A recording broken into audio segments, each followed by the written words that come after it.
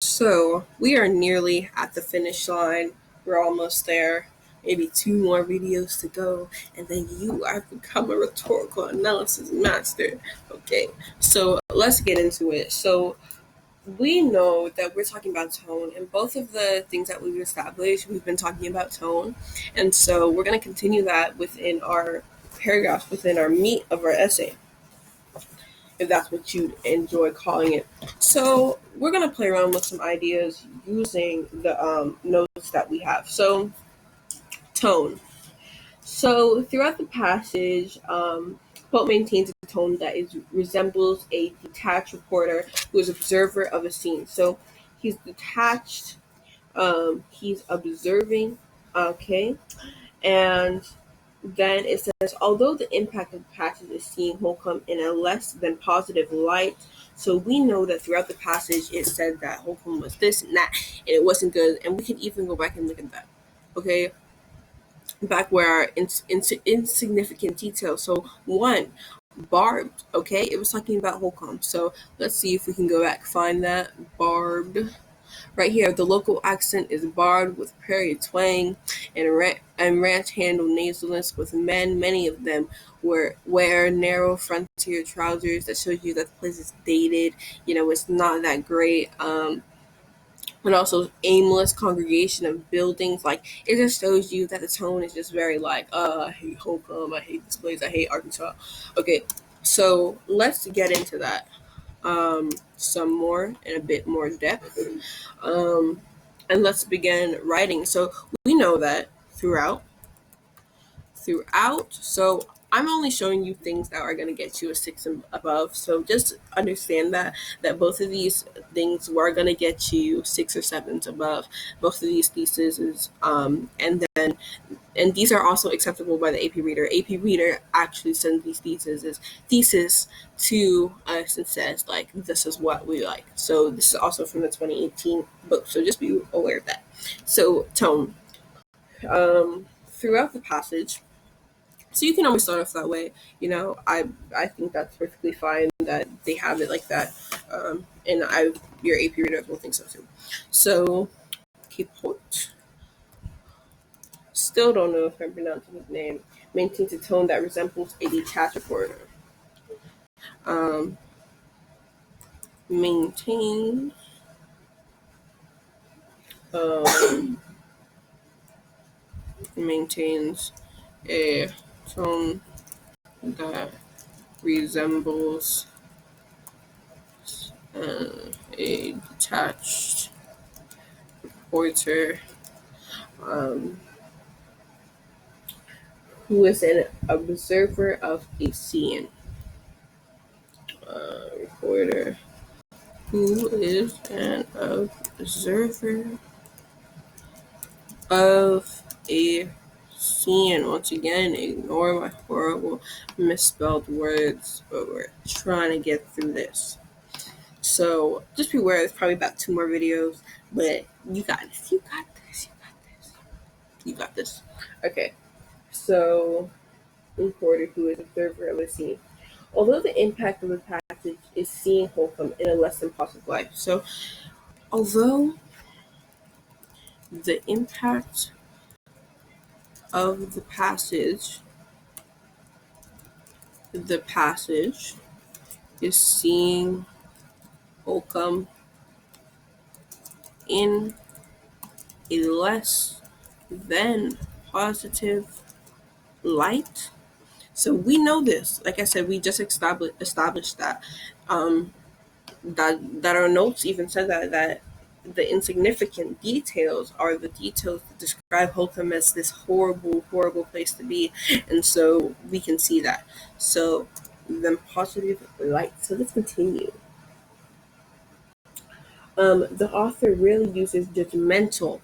Okay, so this is also very key. The author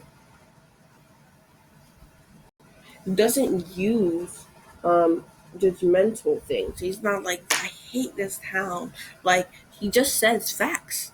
The town looks depressing, but it's not judgmental terminology. Okay? or statement. In describing the town, he uses words such as float, haphazard, unnamed, unshaded, unpaved. So he uses neutral type tones, type words to establish a tone that gives off this I don't like this town vibe. But he doesn't say anything that's judgmental. He doesn't judge the people because of how they dress. He doesn't judge the people because of how they talk. He just tells you that is what's happening. This is how it feels. Okay? But it's not a judgment. So be very careful of making sure you don't get it twisted what you think and what the author is actually doing. Let's try to really keep it close to what the author is doing. He might seem judgmental to you, but the author is not using judgmental words. So you have to be very careful of that in this rhetorical analysis. So all of the impact of the passage is seeing Holcomb in describing the town. The Susanna Potts life. The author rarely uses I know you can see the uses right there, so uses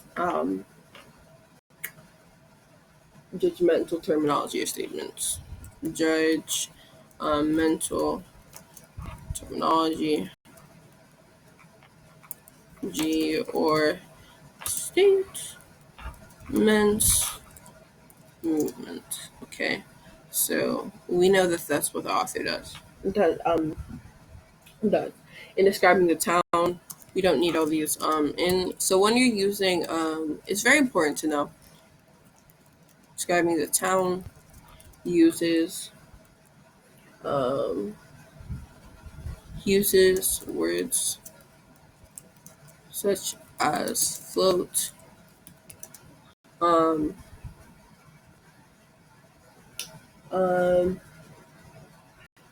unnamed, unshaded, unnamed, unnamed, unshaded, all of that. So it's important whenever you are quoting. Sorry, my bad. Whenever you're quoting something, that it really blends in with what you're trying to say and it doesn't stand out. Also, you don't need to quote a whole couple lines. You need to quote little things. This mostly needs to be in your words. So please be very aware of that. That readers do look for that whenever you have large quotes, and also how it flows within your text. This flows very nicely and it doesn't sound choppy. So just be aware of that. So we're not going to use all the examples they give in the book. We can just use those three to get our point across. Individuals are painted with an objective brush, showing them in denim. So he's saying though. So the person is saying that individuals are shown this way. The author has given you a really vivid description of how these people dress, so that you know, and that just they just said that in a complex way. The AP readers wrote this in a complex way for you, but that's what it's saying. That yeah, we've shown you. So individuals are painted with an objective brush, showing them in denim. Are painted with an objective brush, showing them in denim. Okay, so showing them in denim and cowboy boots. And cowboy boots, once again, this is straight from the actual thing. This is some of your insignificant details that you should be taking hint of. That's why they're significant to you as a reader, but they're insignificant to the passage as a whole. So that's why we take notes of them. If they were insignificant, period, we wouldn't take notes of them. So please do be aware that these notes are important, and this numbering system is just a way to do that. But you can just say, here, highlight the detail or circle details or whatever you'd like to do. So let's go back. So denim and cowboy boots. Capote maintains his panning camera angle when he writes. Capote maintains his panning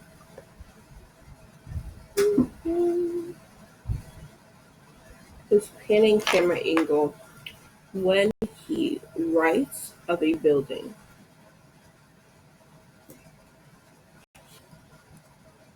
His camera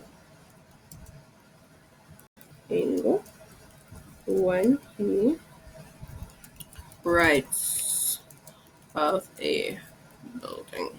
Okay, so here, let's straighten that up. Okay. And the surrounding farmlands. Okay, so, and the surrounding farmlands. That's very self-explanatory. This, honestly, I'm not gonna lie. This sentence, you can go with or go without, if you choose. So, Kipo maintains his camera angle when he writes of a building and the surrounding farmlands. So that's just giving detail that was in the story. This matter of fact approach is slightly altered when it begins to betray the townspeople. Okay, let's really matter of fact. So, approach is slightly altered when he begins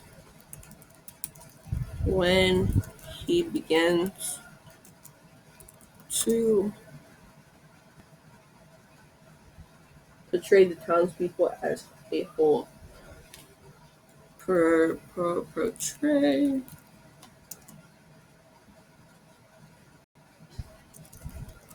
the town people as a whole.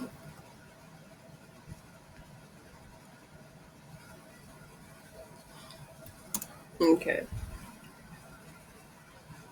When he uses such words as prosperous people. Okay, so this is really talking about the switching of the tone. So this person, so this is what the AP readers have given as an example for rhetorical analysis. So they're talking about begins to portray the townspeople as a whole. So they're talking about whenever we have that 3 to 4, the contrast between. So it's 4, it's detail. Oh, we didn't write it out. Okay, but you're supposed to. So 4, contrast between the first 3 paragraphs and the last town. So that's really what they're getting into whenever they talk about the people as a whole. That in that last 2 paragraphs, we are discussing the townspeople as a whole, and the tone shifts from this horrible, gloomy, disgusting place that no one wants to be at, country, farmland, to prosperous people, comfortable interior. So a much happier tone, or a much respectable tone. Okay, so townspeople as a whole. So let's continue. When he uses such words as prosperous people,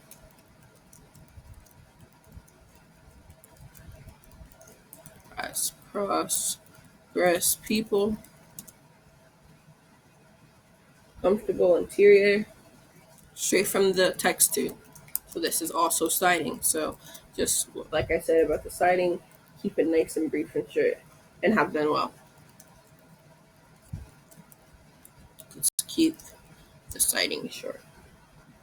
His objective tone. So we'll cite that in a second. His objective tone. Interestingly enough, does exactly what he says the folks of Holcombs do. His tone does exactly what he said the folks in Holcomb do.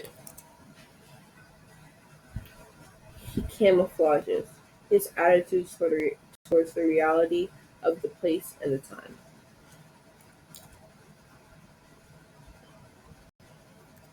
He camouflages